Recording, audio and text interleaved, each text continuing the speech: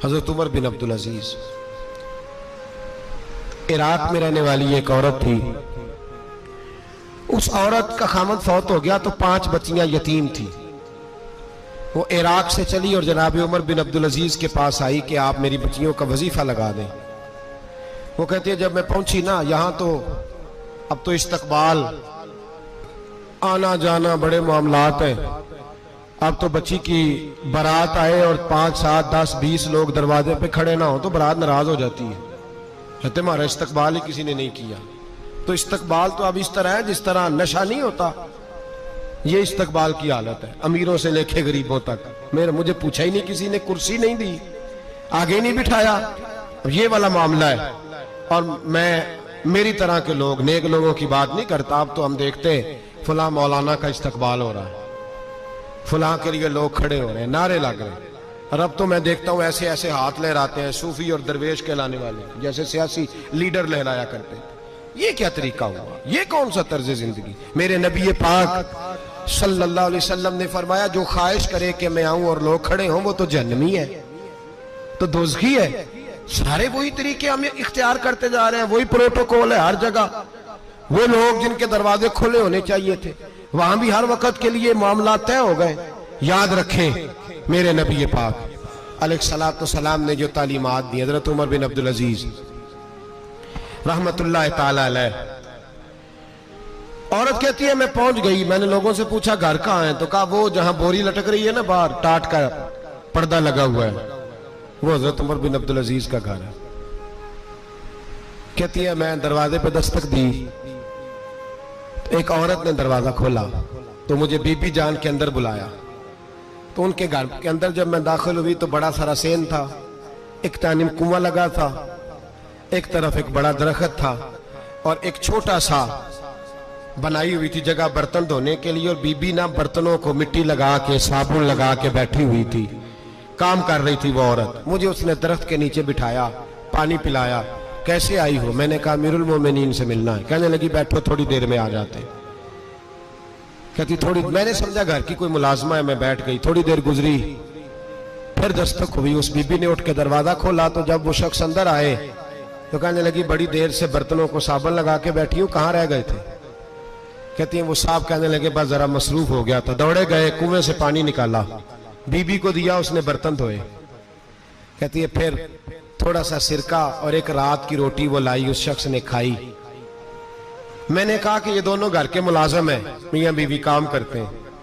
जब वो खाना खा चुके तो वो औरत मेरे पास आई, कहने लगी उठ के मिल लो अमीरुल मोमिनीन से। मैंने कहा कौन अमीरुल मोमिनीन? तो कहने लगी कब से तो आए हैं, ये जिसने कुएं से पानी निकाला यही मुसलमानों का अमीर है, और ये जिसने दरख्त के नीचे बैठ के सिरके से रोटी खाई है यही है।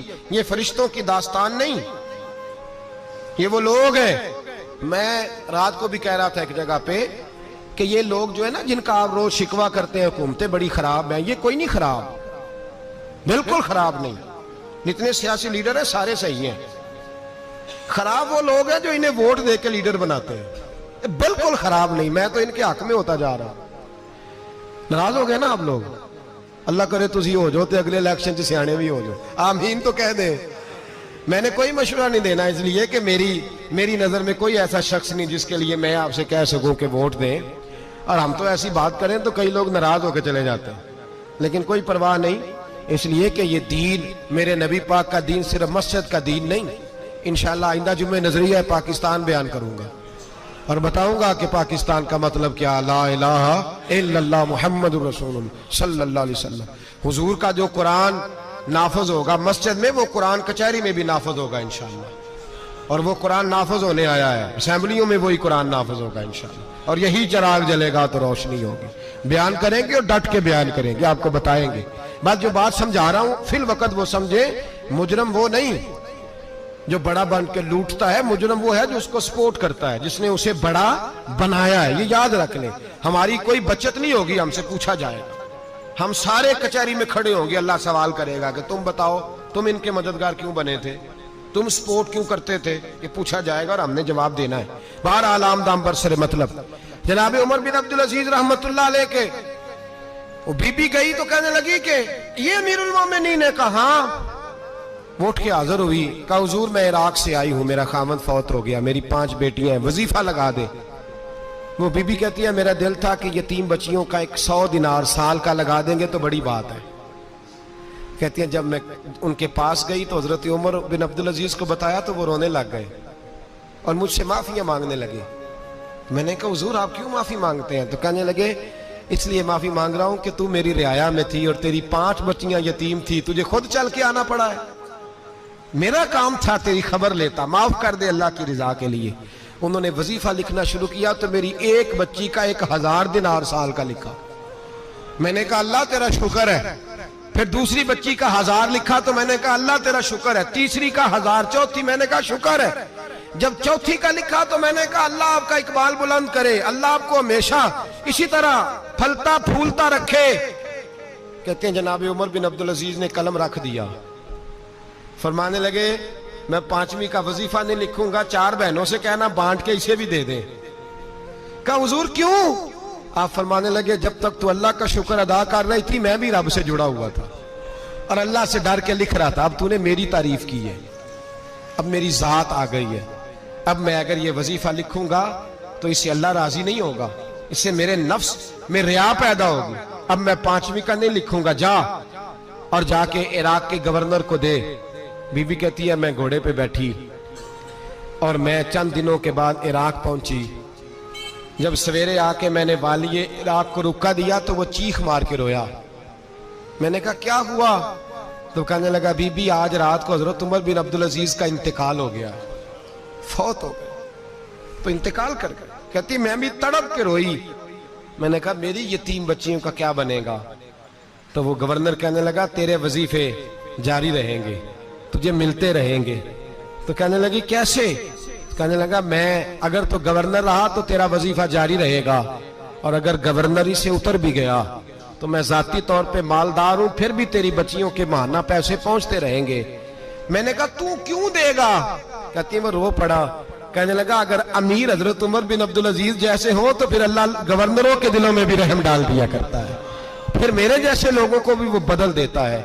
हजरत उमर बिन अब्दुल अजीज घर आए, 3 बेटियां थी। एक को आवाज दी, वो आई तो उसने मुंह पे हाथ रखा है। दूसरी को आवाज दी, वो आई तो मुंह पे हाथ रखा है। तीसरी को आवाज दी तो मुंह पे हाथ रखा है। आपने अपनी बीवी से कहा कि ये बच्चियां मुंह पे हाथ क्यों तीनों ने रखा हुआ, क्या बात है? तो बीबी रो पड़ी, कहने लगी 4 दिन हो गए मेरी बेटियां प्यास से रोटी खा रही हैं, 4 दिन हो गए, उनके मुंह से बदबू आती है इसलिए वो आपके सामने आती हैं तो मुंह पे हाथ रख लेती हैं 4 दिनों से। बीबी रो रही है। हजरत उमर जलाल में आ गए। आप फरमाने लगे तू ये रो रही है, तू रोई है, तूने मेरे घर में रह के अल्लाह की नाशुक्री की है, तू शुक्र अदा नहीं करती कि 3 वक्त प्याज और रोटी तुझे घर की 4 दीवारी के अंदर मिल जाता? रो रही है और मैं आ मेरे साथ बाहर निकल, तुझे वो लोग दिखाऊं जो झोपड़ियों में रहते हैं और मांग के खाते हैं, आ तुझे दिखाऊं। इतनी नाशुक्री कि घर के अंदर प्याज पहुंच रहा है, रोटी पहुंच रही है और तू कहती है मेरी बेटियां प्याज से खाती हैं, शुक्र कर फाके नहीं काटने पड़े। फिर अगले लफ्ज कहे तो रो पड़े। फरमाने लगे मैंने तो मुस्तफा के वो हालात भी सुने हैं जिसमें कई दिन बीबी फातिमा ने फाके किए। तू घर के अंदर प्याज पहुंच रहा है, तो अभी भी सादगी, आजिज़ी और कनात नेमत थी इन लोगों की। हमारे यहाँ रोज शिकवा है, किस बात का? गाड़ी कोई नहीं। रोज रोना है, किस बात का? बंगला कोई नहीं। रोज रोना है, किस बात का? बैंक बैलेंस कोई नहीं। 10 जोड़े क्यों नहीं ईद पे आए? और ये सिर्फ औरतों का मसला नहीं, हमारे अंदर भी ये बात बदरजे औला। हम रोज अपने आप को मिस्कीन कहते हैं, गरीब कहते हैं, लाचार कहते हैं, मजबूर कहते हैं। कभी देखो वो जो झोंपड़ियों में रहते हैं, कभी पलट के देखो लोगों की तरफ जो पैदा हुए तो आंखें कोई नहीं थी, हाथ कोई नहीं थे, पैर कोई नहीं थे। वो देखो जो पैदा हुए तो सर पे बाप का साया कोई नहीं था। कैसे कैसे लोग वक्त गुजार रहे। हम रोज आके कहते हैं कारोबार ठंडा हो गया, हालात बड़े खराब हो गए, हम बड़े मजबूर। क्या हो गया साहब? अल्लाह के दिन है, सारे अल्लाह के दिन है। वसल अच्छा है ना फिराक अच्छा है, यार जिस हाल में रखे वही हाल अच्छा है।